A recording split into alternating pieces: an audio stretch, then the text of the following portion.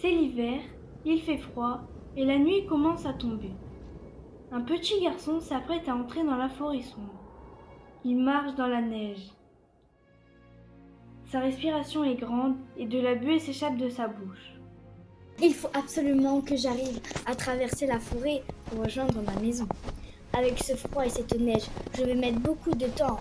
Allez, courage, je dois rester fort pour traverser.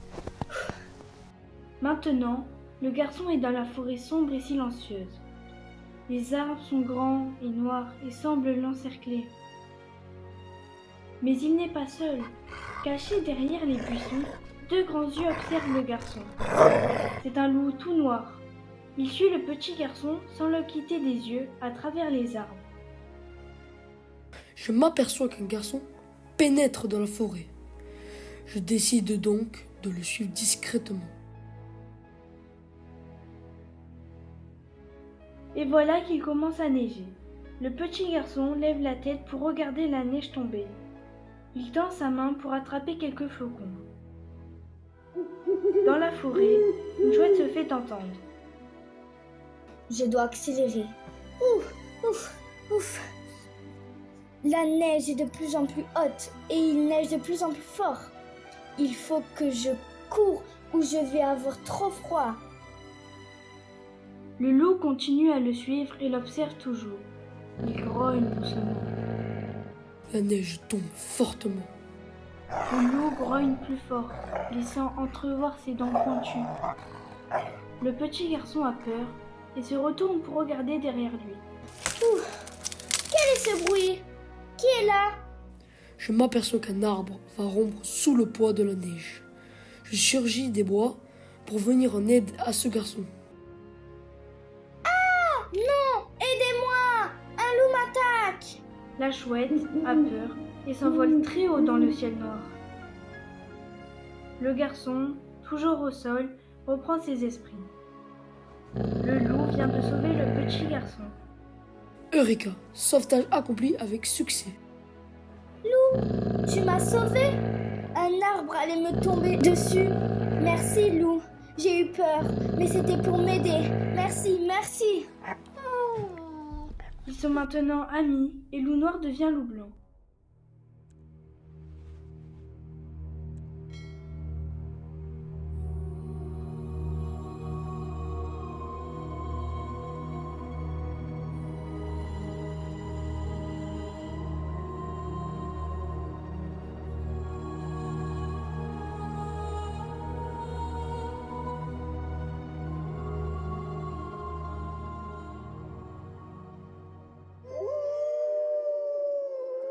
La suite du livre Loup Noir d'Antoine Guillaumet. Il s'intitule Loup Blanc.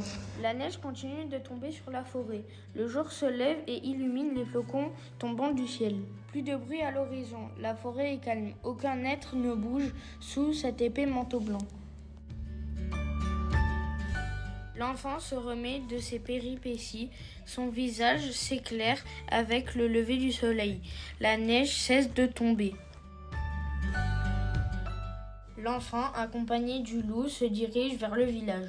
On ressent une profonde gratitude suite à ce sauvetage. Le loup que nous pensions sauvage et méchant ne serait-il pas devenu l'ami d'une vie ? Derrière lui, nous découvrons un avenir radieux, rempli de bons moments, symbole d'une paix fraternelle entre animaux et humains.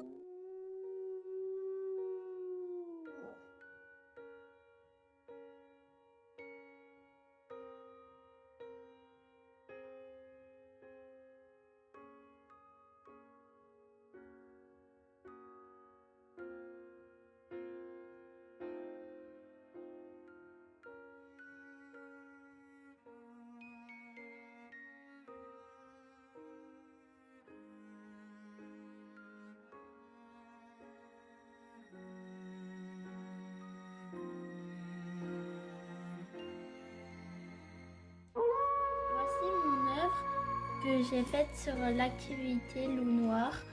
J'ai décidé de faire la suite de l'histoire. J'ai gardé les mêmes codes couleurs que dans le livre, tout le décor en noir et la neige en blanc. J'ai voulu illustrer que même en étant grands avec une famille, ils sont restés amis avec la famille du loup et la famille du petit garçon à la base.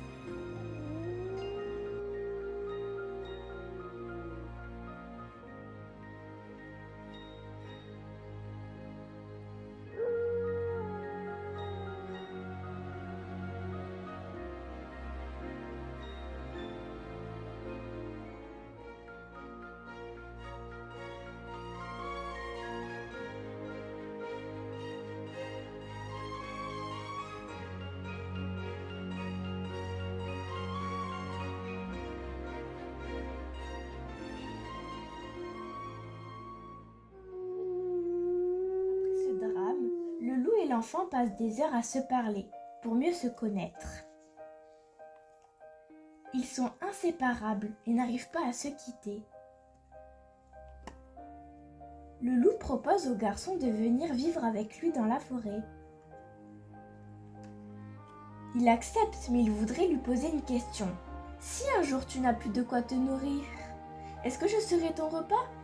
Le loup lui répond : Oh non, ne t'inquiète pas, je ne peux pas te manger, tu es mon meilleur ami et je t'ai sauvé la vie.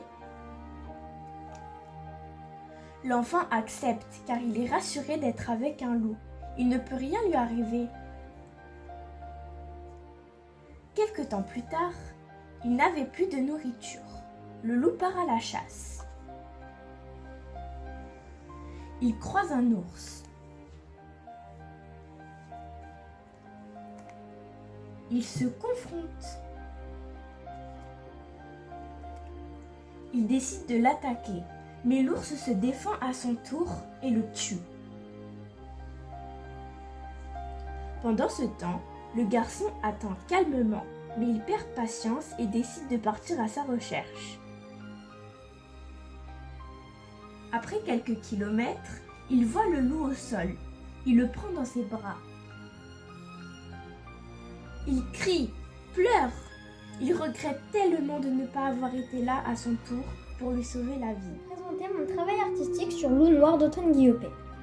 J'ai choisi de représenter mon point de vue de l'histoire avec les deux cases de gauche et ma suite de l'histoire avec la case de droite en bas. Sur cette case, on peut voir le loup seul qui marche dans la forêt. On voit aussi les animaux qui se cachent du loup. Sur cette case, on voit le garçon qui est seul dans la forêt sombre. Et on peut voir aussi qu'il a peur de la forêt. Pour ma suite de l'histoire, j'ai imaginé que le loup et l'enfant sont devenus amis. Les animaux n'ont plus peur du loup. Et ce dernier apprend à l'enfant les vertus de la forêt et ses habitants. Je vais vous présenter la suite de Loup Noir. Le loup et le garçon se connaissent, ils sont amis. Le loup vit dans la maison avec le garçon